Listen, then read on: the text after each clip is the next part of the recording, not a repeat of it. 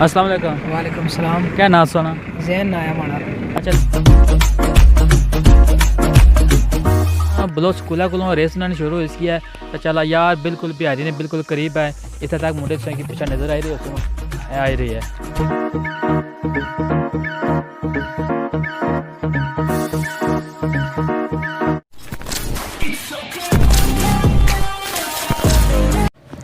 बिस्मिल्लाहिर्रहमानिर्रहीम। अस्सलाम वालेकुम जी नाज़रीन, मैं सोना मेज़बान मलिक शफाकत और तक पे हमारा family YouTube channel blow TV.